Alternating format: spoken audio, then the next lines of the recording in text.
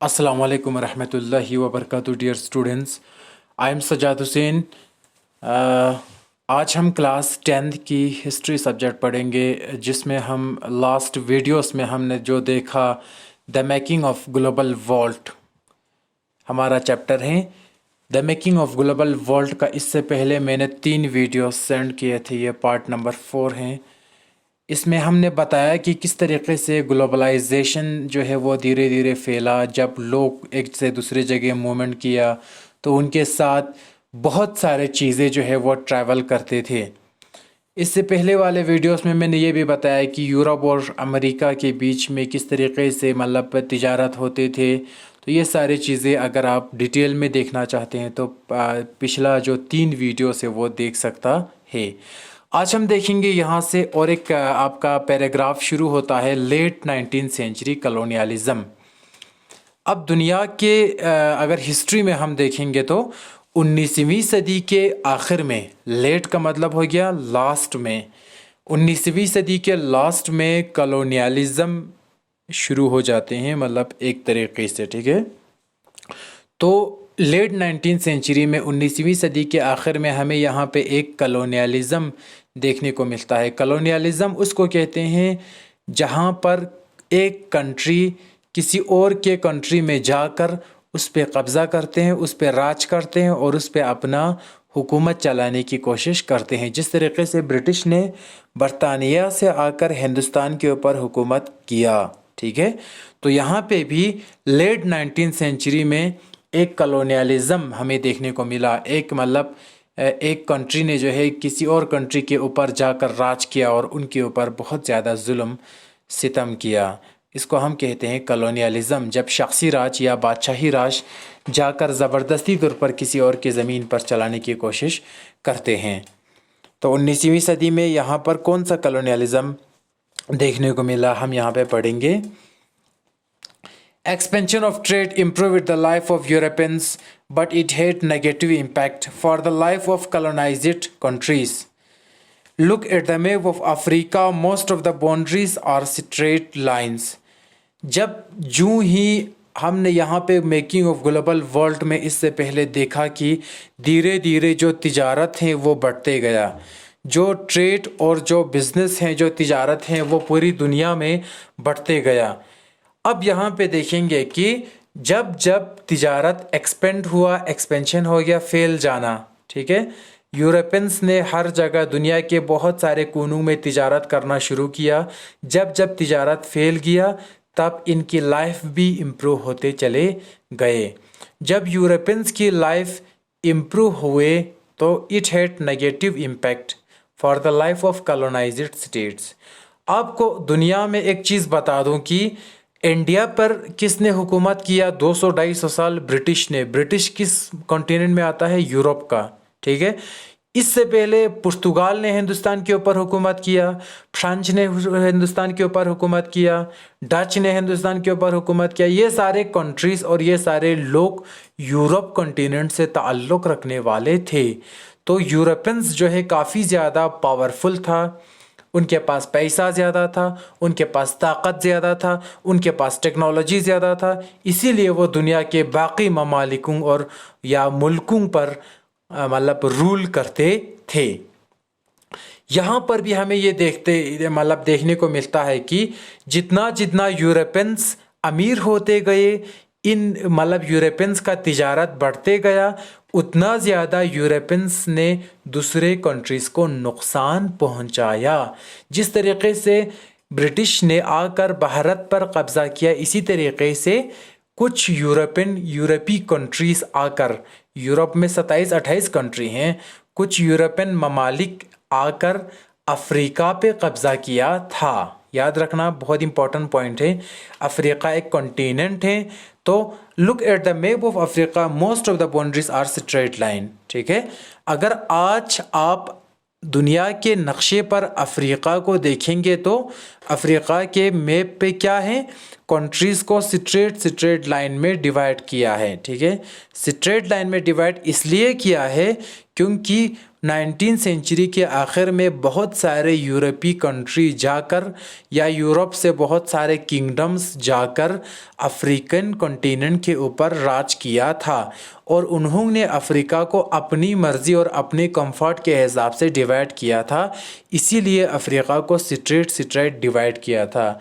और आज अगर हम अफ्रीका के मुल्कों को देखते हैं तो वो डब्बा की शक्ल में, स्क्वायर की शक्ल में होते हैं, बिकॉज उस टाइम पर अफ्रीकन पूरे कॉन्टिनेंट को यूरोपियंस ने क्या किया, ख़ुद की सेल्फ इंटरेस्ट और सेल्फिश मफाद के लिए अफ्रीकन्स के ऊपर जुल्म व सितम किया और यूरोपियंस ने अफ्रीका कॉन्टिनेंट को सीधे लाइन में डिवाइड करके अलग अलग मतलब मुल्क बनाया या किंगडम्स बनाया और पूरे होल अफ्रीका पर तकरीबन जुल्म व सितम करके रूल करना शुरू किया। किसने? यूरोपियंस ने। In 1885, big European powers met in Berlin and demarcated African countries for respective powers. Thus, most of African countries appear straight line. सीधी सी बात है।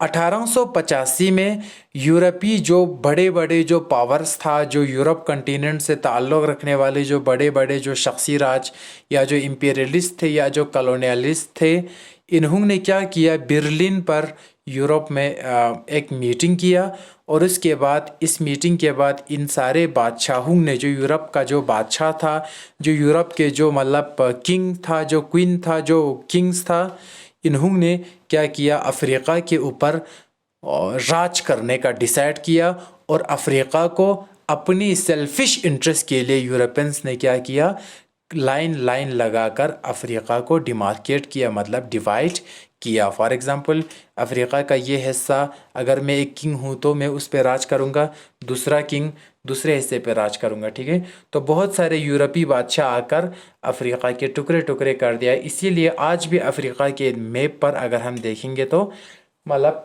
स्क्वायर की तरह सीधा अफ्रीका को डिवाइड किया है, दूसरे कॉन्टिनेंट को नहीं किया है, जिस तरीके से अफ्रीका को डिवाइड किया है। ठीक है, तो बहुत सारे अफ्रीकन कंट्रीज़ पर आज अगर हम देखें तो स्ट्रेट लाइंस नज़र आते हैं। तो यहाँ पे टॉपिक ख़त्म हो जाते हैं। नेक्स्ट टॉपिक हम यहाँ पे देखेंगे और एक टॉपिक है बहुत ही इंटरेस्टिंग और ज़रूरी टॉपिक है। अब दुनिया में क्या हो जाते हैं, रिंडरपेस्ट और द केटल प्लेग, एक बीमारी आ जाता है मवेशियों को। ठीक है, मवेशी मतलब जानवर को बीमारी आ जाता है। दुनिया के बहुत सारे कोनों में एक ऐसा टाइम आता है दुनिया की हिस्ट्री में कि और कुछ फसलें भी, फसल मतलब क्रॉप्स भी ख़त्म हो जाते हैं, क्रॉप्स को भी बीमारी लग जाते हैं और कुछ जानवर को भी बीमारी लग जाता है और इस बीमारी का नाम होता है रिंडर पेस्ट और द केटल प्लेग भी इस बीमारी को कहते हैं। अब ये देखो यहाँ पे ये बीमारी कहाँ पे फैला था। Rinder paste is a disease which affect kettle Africa vast resource and minerals. Rinder paste एक ऐसा बीमारी था जिसने बहुत सारे केटल को, यहाँ पे केटल किसको कहते हैं, जानवरों को, मवेशी जानवरों को, पालतू जानवरों को। रिंडर पेस्ट एक ऐसा बीमारी है या था जिसने बहुत सारे मवेशियों को मतलब क्या किया, अफ्रीकन ख़ास तौर पर अफ्रीका कॉन्टिनेंट के बहुत सारे मवेशियों को इसने नुकसान पहुंचाया। आप यहाँ पे समझ सकता है, एक तो यूरोपियंस ने अफ्रीका में जाकर बहुत सारे चीज़ें लूटा, अफ्रीका को एक्सप्लॉइट किया, अफ्रीका को नुकसान पहुंचाया और जो भी मिनरल्स और रिसोर्सेज था वो सब उठाकर कहाँ पे ले आया, यूरोप में वापस ले आया। अब यहाँ पे इसके मतलब इस पर प्लस हुआ, मतलब जो एक तो अफ्रीका में पहले से ही यूरोपियंस ने काफ़ी अफ्रीका को कंगाल करके ले गया था, ऊपर से अफ्रीका में जो भी एनिमल्स थे उन सब को बीमारी आ गया, तो अफ्रीकन्स को बहुत ज़्यादा नुकसान उठाना पड़ा। अफ्रीका में बहुत सारे रिसोर्सेज और मिनरल्स ऑलरेडी पाए जाते थे। European came Africa for mining and plantation but huge scarcity of labour, local people not willing for work on wages too. Europe वाले अफ्रीका में जब आए तो अफ्रीका में वो माइनिंग करना चाहता था और प्लांटेशन करना चाहता था, ठीक है। मैंने पहले भी बताया कि यूरोपियंस ने अफ्रीका कॉन्टिनेंट के ऊपर बहुत साल मतलब बहुत से सेंचुरीज राज किया।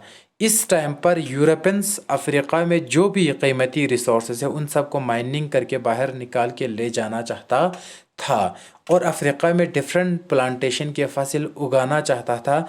और जिस तरीके से हिंदुस्तान से डिफरेंट फसल उगा कर कीमती चीज़ें बरतानिया ले गए, उसी तरीके से यूरोपियंस का मकसद यही था कि अफ्रीका में से उगा कर सारे पैसे और रिसोर्सेज लूट कर कहाँ ले जाए, वापस यूरोप में ले जाए। लेकिन लेबर की कमी हुई, अफ्रीका में कोई भी काम करने के लिए तैयार नहीं था, इसीलिए यूरोपियंस को बहुत ज़्यादा प्रॉब्लम्स हुआ कि ना तो माइनिंग के जगह पर लेबर मिला और ना ही प्लांटेशन के जगह पर लेबर मिला। जो अफ्रीका के लोकल लोग थे या जो मतलब बाकी लोग थे वो काम करना नहीं चाहता था यूरोपियंस के अंडर। अब इसके बाद क्या हुआ, Africa sparse population people needs easily met with the available resource, European forced people to work. Africa में पॉपुलेशन बहुत ज़्यादा स्पार्स था, मतलब इधर उधर पॉपुलेशन था, ज़्यादा कंजस्टेड नहीं था। अफ्रीका में काफ़ी पॉपुलेशन कम भी था। तो जो अफ्रीका के लोग थे उनकी रोज़मर्रा की ज़रूरियात आसानी से पूरा होता था, इसीलिए उनको और किसी भी चीज़ की ज़रूरत नहीं था। लेकिन यूरोपियंस अपने इंटरेस्ट और मफाद के लिए अफ्रीकन्स को फोर्सफुली ज़बरदस्ती तौर पर डरा के धमका के अफ्रीकन्स को क्या किया, काम करने पर मजबूर किया। और बहुत सारे अफ्रीकन पीपल्स को यूरोपियंस ने अपने अंडर एज ए लेबर रख दिया, ठीक।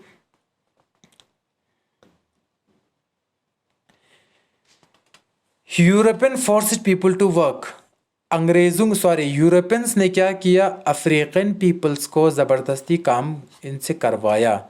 Number 1, huge tax imposed can be paid only by working on plantations and mines. Inheritance law was changed. One member of family were allowed to inherit land. Mine workers were confined to campus and not allowed to move freely. Europeans ने Africa में बहुत सारे जुल्म किया।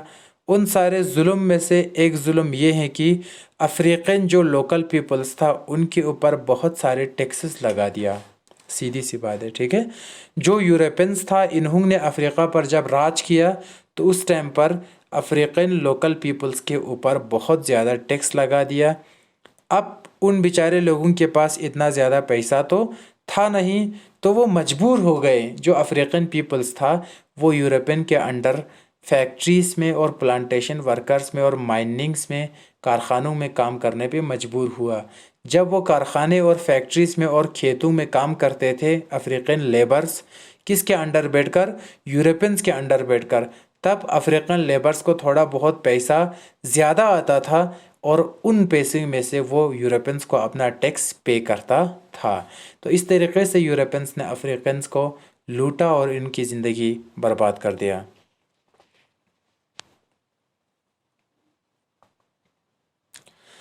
Inheritance law where changed, एक कानून था कि इनहेरिटेंस, अफ्रीका में एक कानून था, अगर किसी का फॉर एग्ज़ाम्पल किसी एक इंसान जो है वो घर का बड़ा मतलब वो फादर होता है, अगर उसकी डेथ होती है तो सीधी सी बात है उसका जो प्रॉपर्टी और ज़मीन है वो उसकी बेटे के नाम पे जाते हैं और उसकी बेटे के बाद उसके बेटे के नाम पर जाते हैं। तो यूरोपियंस ने क्या किया, इन कानून में भी चेंजिंग लाया। यूरोपियंस ने कहा कि जो भी हमारा कहना मानेगा सिर्फ उसी को ही उसकी बाप का प्रॉपर्टी मिल जाएगा, ठीक है। यूरोपियंस के वहाँ पर जाने से पहले क्या था अफ्रीका में, तो इस हर ममालिक में होता है, हमारे इंडिया में भी है कि अगर किसी का मतलब फादर गुजर जाता है तो उसका जो भी प्रॉपर्टी है, चाहे वो ज़मीन हो, घर हो, जो भी प्रॉपर्टी है वो सब उसकी बेटे के नाम पर चला जाता है।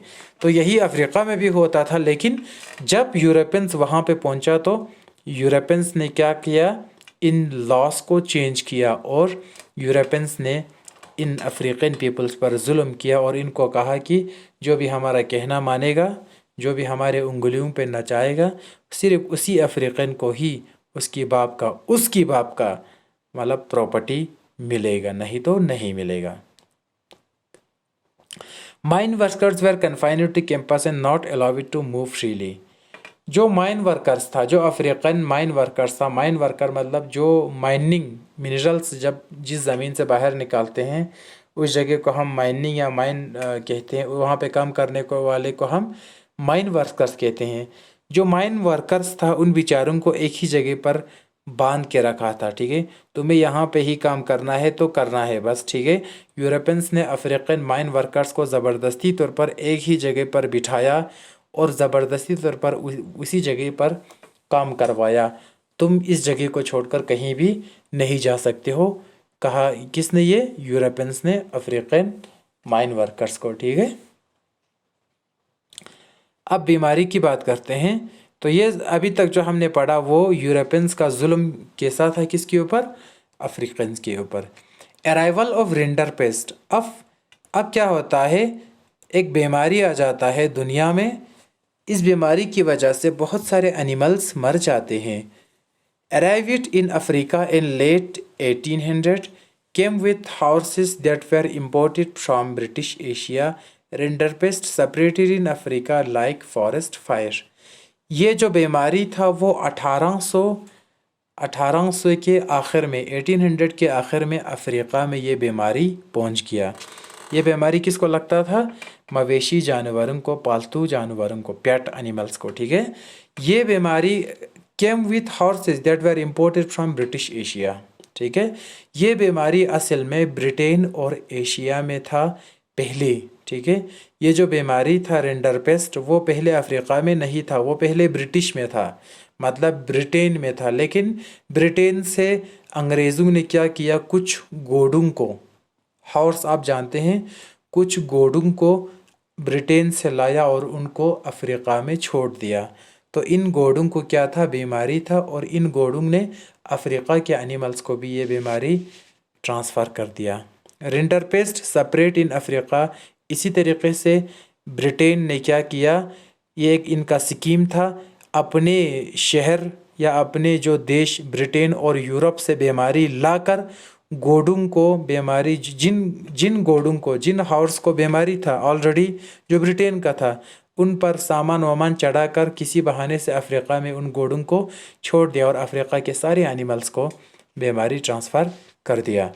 रिंडरपेस्ट अफ्रीका में फिर इसके बाद फैल गया, जिस तरीके से जंगल में आग लगते हैं इतनी जल्दी फैल गया। Wiped out 90% of kettle population. Africa के 90% केटल पॉपुलेशन जो है रिंडरपेस्ट ने ख़त्म कर दिया और 90% पॉपुलेशन की जानवरों की क्या हुआ, डेथ हुआ। For Africans lost of kettle means loss of livelihood. Africans के लिए केटल्स का मर जाना, जो मतलब मवेशी और जानवर हैं, इनका जो पेट एनिमल्स, इनका मर जाना, सिर्फ जानवर ही नहीं बल्कि इनकी ज़िंदगी का दारोमदार इन्हीं जानवरों पे था, इन्हीं केटल्स और मवेशियों पे था। तो अफ्रीकन्स को बहुत ज़्यादा नुकसान हुआ जब इनका बहुत ज़्यादा 90% केटल्स मर गए। तो ये यूरोपियंस का एक स्कीम था कि किसी घोड़े या किसी जानवर को जिसको ऑलरेडी रिंडरपेस्ट हैं उसको जानबूझकर लाकर अफ्रीका में छोड़ दिया ताकि अफ्रीकन्स के सारे जानवर मर जाएं। ऐसा ही हुआ, अफ्रीकन्स के बहुत सारे जानवर मर गए और इस वजह से अफ्रीकन्स जो है पुअर पीपल्स ज़्यादा हुआ और इनका जो दारोमदार था, इनका जो बिज़नेस था वो सब इन्हीं जानवरों से ही चलता था। अब 90% जब जानवर ही नहीं रहा तो इनका ज़िंदगी बहुत ज़्यादा नुकसान में चले गए। African left with no choice but to work in plantation and mines. असल में ये यूरोपियंस और ब्रिटिश सरकार का, पूरे यूरोप का और अंग्रेज़ों का चाल था कि क्योंकि अफ्रीकन जब अंग्रेज़ जो यूरोपियंस था जब वो अफ्रीका में आया और अफ्रीका के लोकल पीपल को बताया कि हमारे अंडर बैठकर, यूरोपियंस कहते हैं कि ब्रिटिश कहते हैं कि हमारे अंडर बैठकर तुम सारे अफ्रीकन्स को काम करना है, तो अफ्रीकन्स ने इस चीज़ के लिए मना कर दिया। तो ब्रिटिश ने धीरे धीरे जुल्म करना शुरू किया, मैंने पहले भी बताया।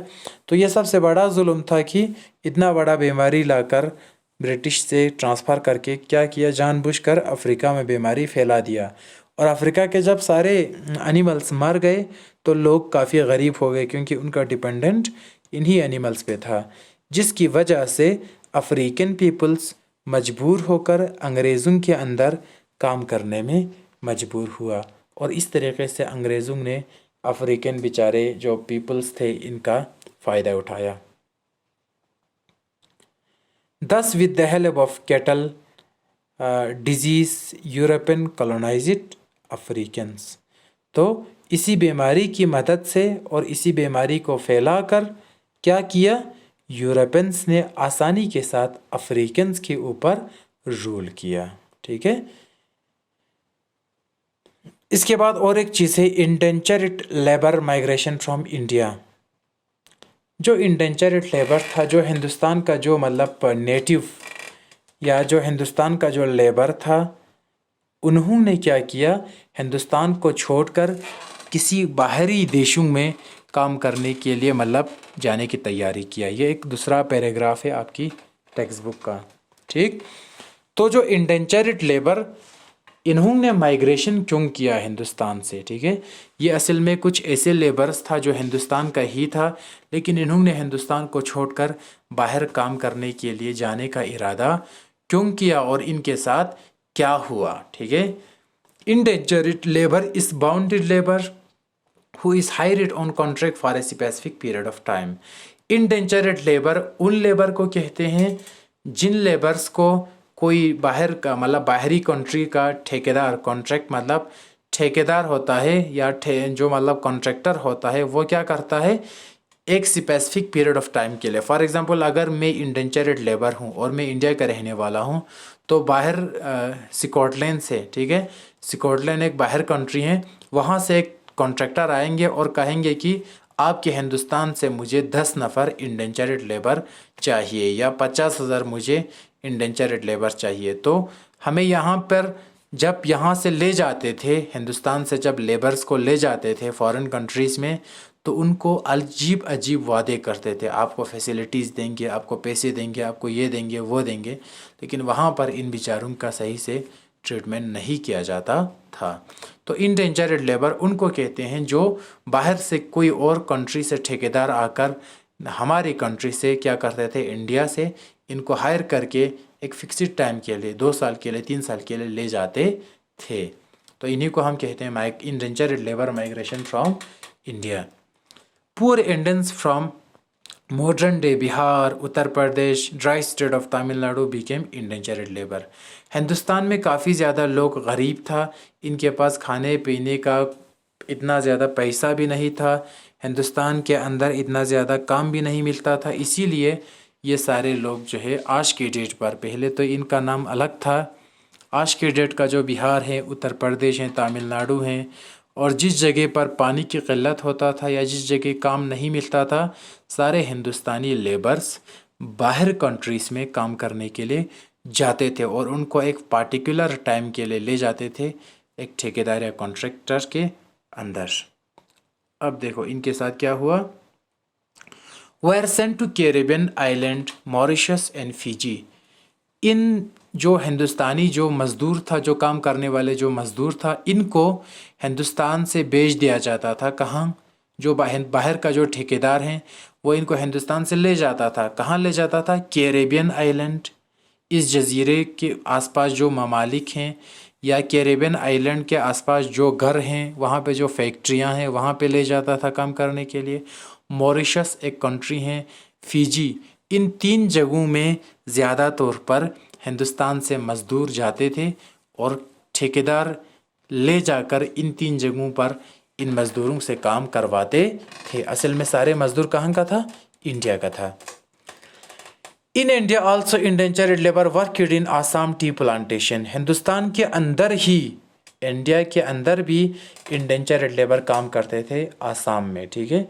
आसाम में जो टी प्लांटेशन था, जो टी गार्डन था, वहाँ पे काम करते थे ब्रिटिश के अंडर बैठकर, और जो ब्रिटिश के अंडर के बैठकर काम करते थे उनको हम कहते हैं इंडेंचर्ड लेबर। हिंदुस्तान के अंदर बता रहा हूँ, हिंदुस्तान के बाहर तो जो हमारे बिहार हैं, उत्तर प्रदेश हैं, तमिलनाडु हैं, यहाँ से जो भी वर्कर जाते थे वो कैरेबियन आइलैंड जाते थे, मॉरिशस और फिजी इनको ले जाता था। लेकिन मसला क्या था, condition in alien land was quite horrible and had no legal rights and had to work under worst condition. ये जो बेचारे मजदूर थे, जब इनको हिंदुस्तान से ले जाता था उस टाइम पे ठेकेदार या जो डीलर होता था या जो मतलब बिजनेसमैन होता था वो इनको झूठा वादा करता था, ठीक है। हिंदुस्तान से जब इनको ले जाता था तो इनका वादा करता था कि आपको यहाँ से ले जाएंगे कैरेबियन आइलैंड पर, मॉरिशस में, फिजी में, फिर आपको वहाँ पे फैसिलिटी मिलेगा, तनख्वाह टाइम टाइम का मिलेगा, रहने का मकान जो है वो अच्छा होगा, ये होगा वो होगा। इतने सारे झूठे वादे इनको दिला के ले जाता था। लेकिन जब वहाँ पे पहुँचते थे तो इन बेचारे लेबर्स का कंडीशन बहुत ज़्यादा बदतर होता था। इनके ऊपर काम ज़्यादा थोप देता था उस आइलैंड पर ले जाकर, उन मॉरिशस और फिजी कंट्रीज़ में ले जाकर, और इनका इनका मतलब जो लेबर्स का जो हक़ होता था वो इनको मिलता नहीं था, और इनको बहुत ज़्यादा काम जो है इनसे लेता था। From 1900 Indian nationalist began to oppose indentured labour. लेकिन 1900 के बाद बहुत सारे हिंदुस्तानी नेशनलिस्ट ने इंडेंचर्ड लेबर के ख़िलाफ़ आवाज़ उठाया, और नेशनलिस्ट और इंडियन पीपल्स ने ये कहा, जो समझदार लोग थे इन लोगों ने कहा कि हिंदुस्तानी लेबर्स को यहाँ से ले जाकर इनके ऊपर जुल्म करते हैं बाहरी कंट्रीज़ में, ठीक है। झूठे वादे करके इनको यहाँ से ले जाते हैं बेचारे मज़दूरों को, और इनके ऊपर बहुत ज़्यादा जुल्म करते हैं। तो हम इंडेंचर्ड लेबर को आज के बाद पसंद नहीं करेंगे, रोकेंगे। At last, officially indentured labor system was abolished in 1921।